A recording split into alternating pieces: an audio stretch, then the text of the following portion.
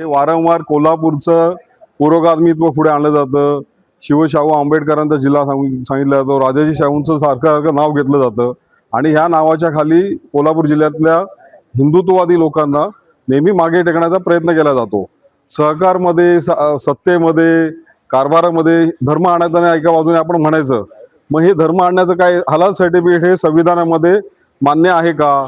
कोल्हापूरच्या देशाच्या कोणत्याही कायद्यामध्ये हलाल सर्टिफिकेटला प्रमाणपत्राला किंवा पद्धतीला मान्यता नसताना मग हे आणण्याचं कारण काय? आणि गेल्या 60 वर्षामध्ये गोकुळला गरज नसताना आत्ता हलाल सर्टिफिकेट मागच्या वर्षी कसं काय अप्लाय केलं गेलं? हे हलाल सर्टिफिकेटचा काय प्रस्ताव कोणी तयार केला, त्याच्यावर केलेला खर्च कोणी केला, हे करण्याची गरज कोणाची होती, हे जनतेला विचारलं का? आम्ही हलाल सर्टिफिकेट घेतोय का म्हणून? तुम्ही जमिनी विकत घेताना विचारत नाही, तुम्ही सुसाट खरेदी करताना विचारत नाही. हलाल सारखं ज्यांना संवेदनात्मक स्थिती आहे, संवेदनशील विषय आहे, असा विषय करताना कोणाला विचारलं?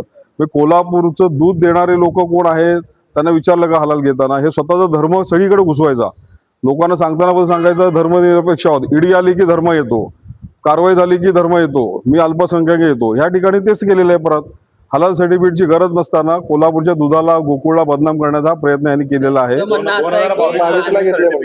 2025 सर्टिफिकेटवर अर्ज दिसतोय.